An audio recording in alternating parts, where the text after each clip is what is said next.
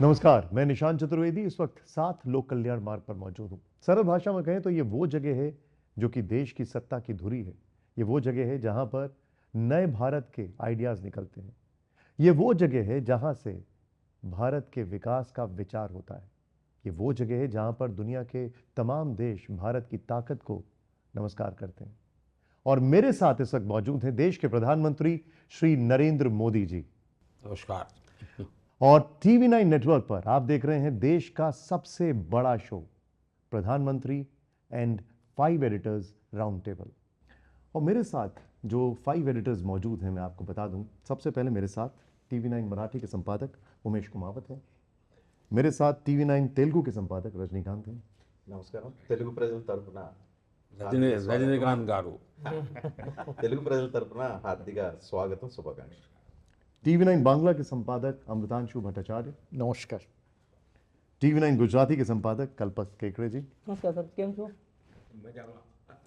TV9 Kannada से रंगनाथ भारद्वाज। दोस्ते ಬೆಣ್ಣೆ ದೋಸೆ के बारे में बोला था ದಾವಣಗೆರೆ में जी, वही ದಾವಣಗೆರೆ का लड़का है। कर्नाटक जनರಿಂದ ಶುಭಾಶಯಗಳು सर। प्रधानमंत्री जी, बहुत बहुत शुक्रिया आपका। आपने TV9 परिवार के लिए समय निकाला, आपके लिए बहुत बहुत आभार। पहला सवाल प्रधानमंत्री जी, इस वक्त देश इसके पहले एक तो भांति भांति के बॉलर्स हैं और फील्डिंग भी बड़ी टाइट है तो लेकिन आपने जब वर्णन किया 7 LKM का, ये सत्ता की धुरी नहीं है, ये सेवा की धुरी की जगह है। और इसलिए ये जो कल्पना थी किसी समय में, और आकर के मैंने जो नाम बदला, वो पहले 7 रेस कोर्स था, मैंने उसको लोक कल्याण किया, क्योंकि मैं मानता हूँ यहाँ आने वाले हर किसी के मन में भाव रहना चाहिए कि ये लोक कल्याण और लोक सेवा के लिए जगह है, ये सत्ता के लिए नहीं है। और लोकतंत्र का स्पिरिट भी वही होता है और मैं उसको जीने का पल पल प्रयास करता हूँ। लेकिन आप सबका स्वागत है और आप सब देश के अलग अलग भाग से आए हैं, तो मुझे भी आपके सब दर्शकों के साथ जी भर करके और खुले मन से बात करने का आनंद आएगा। प्रधानमंत्री जी, देश इस वक्त एक बहुत बड़ा पर्व मना रहा है। लोकसभा चुनाव हैं, आप निरंतर लगे हुए हैं, हर कोई देख रहा है। 2014, 2019 दोनों चुनावों के केंद्र में प्रधानमंत्री मोदी थे। अगर इसकी तुलना 2024 से की जाए तो क्या आपको बदलाव दिख रहा है, क्या फर्क दिख रहा है? पहली बात है कि चुनाव मेरे लिए नया नहीं है। मैंने लंबा अरसे तक संगठन में रह करके चुनाव लड़वाने का काम किया। फिर मुझे ज़िंदगी में पहली बार गुजरात में चुनाव लड़ने की नौबत आई और अब एक और भूमिका में देश और दुनिया की नज़रों में एक विशेष जिम्मेवारी के साथ मैं इस चुनाव के मैदान में हूँ। 2014 में जब हम चुनाव में थे तब लोगों के मन में कई क्वेश्चन मार्क थे।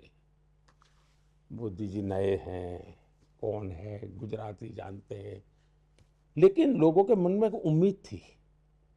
2014 में उम्मीद थी यार कुछ तो करेगा।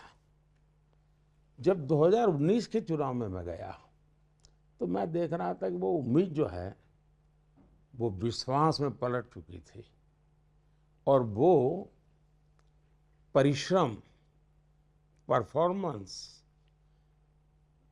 कंसिस्टेंसी, क्लैरिटी, ये सारे मिलजुल करके जो 2014 से 19 तक लोगों ने देखा तो विश्वास था।